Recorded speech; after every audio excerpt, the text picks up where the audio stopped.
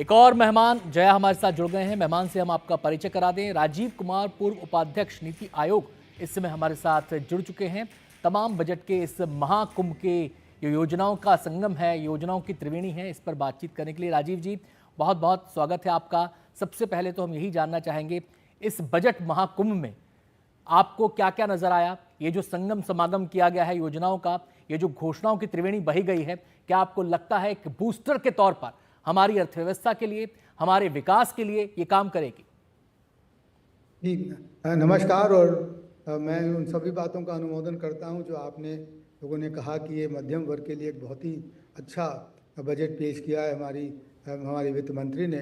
और मैं आपका ध्यान खासतौर से आकर्षित करना चाहता हूं कि इस बजट में जो निजी निवेशक हैं, जो निजी निवेश है, उनके लिए कई कदम उठाए गए हैं।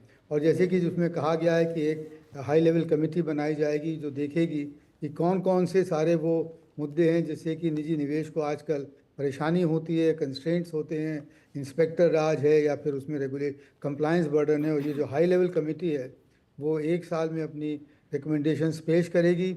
और उम्मीद ये है कि उसके बाद जो जो निजी निवेश का जो हमारा इकोसिस्टम है वो कहीं और बहुत बेहतर होगा। मैंने अभी हाल में लिखा था कि मुझे आशा है कि ये हाई लेवल कमेटी खुद माननीय वित्त मंत्री ही चेयर करेंगी, क्योंकि उसमें फिर असली उसमें जो है वो जोर आएगा। और उसके बाद जो उसका इम्प्लीमेंटेशन है उस पर भी टाइम बाउंड अगर मॉनिटरिंग हो एक अच्छी एजेंसी के द्वारा तो और जी। बेहतर होगा। तो उन्होंने इसके साथ में और भी अनाउंस किया कि एक वो इन्वेस्टर फ्रेंडली इंडेक्स बनाएंगी और जो कि सारे स्टेट्स को जो है रैंक करेगी। उसमें भी एक स्पर्धा आएगी राज्यों में कि जी। कैसे वो निजी निवेशकों को जो है वो अट्रैक्ट करें अपने अपने अपने राज्यों में। देखिए, मेरा मानना ये है कि भारत में हज़ारों साल से प्राइवेट इन्वेस्टर, निजी निवेशक, प्राइवेट एंटरप्रेन्योर ही हमारी अर्थव्यवस्था का रीढ़ की हड्डी है, हमारी अर्थव्यवस्था का जो है वो ठोस आधार है। और उसको बढ़ाना जो कि इस बजट में किया गया है वो जी। अत्यंत जो है वो अच्छा रहेगा और अर्थव्यवस्था की तेजी को राजीव जी, बढ़ाएगा। एक सवाल मैं निवेश से जुड़ा ही आपसे पूछना चाहता हूं। पिछले कुछ अगर हम देखें, क्वार्टर्स के अंदर देखें, अगर वित्तीय वर्ष में देखें, तो ये महसूस किया जा रहा था कि बूस्टर के तौर पर सरकार का पैसा बहुत इन्फ्यूज किया जा रहा है आधारभूत संरचना के लिए, ताकि एक बूस्टर, एक रनिंग उसमें मोड में और अर्थव्यवस्था तेजी से चलती रहे। ऐसा माना जा रहा था कि जो निजी निवेशक हैं, बड़े निजी निवेशक हैं, वो मुट्ठी भींच कर काम कर रहे हैं। क्या आपको लगता है कि ये बजट एक मुट्ठी खोलने का काम करेगा, उस दिशा में चीजों को आगे ले जाएगा?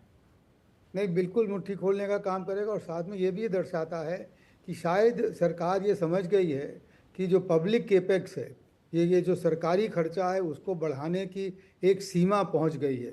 इसके आगे और क्योंकि अभी दो बजट में, पिछले बजट में 11.1 लाख करोड़ रुपया दिया आवंटन हुआ था और इस अगले बजट में सिर्फ उसको बढ़ा के सिर्फ 12 लाख करोड़ किया गया है। तो करीब करीब कांस्टेंट है।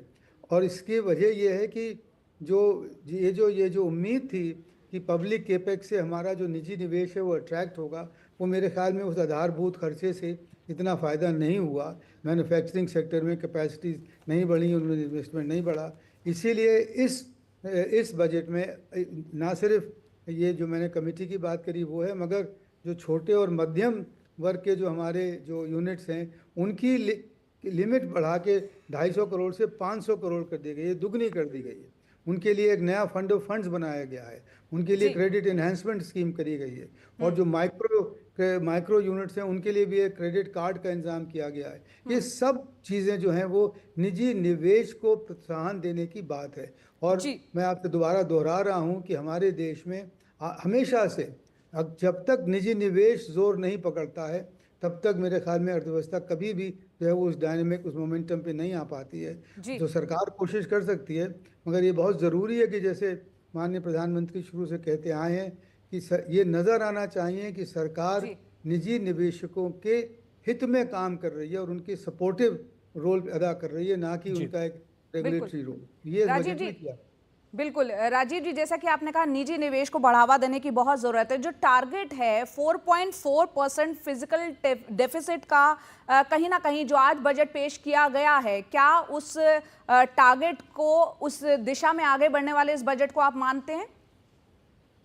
टारगेट तो पूरा होगा क्योंकि सरकार इस पर पे कटिबद्ध है कि वो करेगी। मगर इसके चलते मुझे लगता है कि ये होगा कि कहीं रेवेन्यू एक्सपेंडिचर जो है, और ख़ास तौर से जैसा पिछले 2 बजटों में होता आया है कि स्वास्थ्य और शिक्षा के क्षेत्र में शायद बजट की कटौती होगी, क्योंकि जो हमारी टोटल रिसीट्स हैं, जो राजस्व है हमारा, वो सिर्फ 9% से बढ़ रहा है, जबकि आर्थिक गति हमारी जीडीपी की ग्रोथ 10.1 मानी गई है इस बजट में, तो उसका शेयर कम हो रहा है। तो ये जो फिस्कल डेफिसिट है, वित्तीय घाटा है, उसको तो सरकार, जैसे मैंने कहा, कटिबद्ध है पूरा रखने के लिए ही, मगर उसके लिए जो उन्होंने एक और चीज़ अनाउंस की है अभी, वो ये कि अगले 5 साल में 2030 तक 10 लाख करोड़ का एसेट मोनेटाइजेशन प्लान होगा। ये पूरा करीब करीब बैक बर्नर पे रख दिया गया था, और अगर इस बात को आगे बढ़ाया जाएगा और इस लक्ष्य को पूरा किया जाएगा, तो ये भी ज़रूरी नहीं है कि ये जो सोशल सेक्टर्स हैं, इन पर भी कटौती हो, और वित्तीय घाटा का लक्ष्य भी मिल सकता है, और जो है वो हमारे सोशल सेक्टर और इंफ्रास्ट्रक्चर से दोनों पर हमारा एक्सपेंडिचर भी साथ में बढ़ सकता है, अगर हमारा एसेट मोनेटाइजेशन प्रोग्राम ठीक जी। से चारू रूप से चले।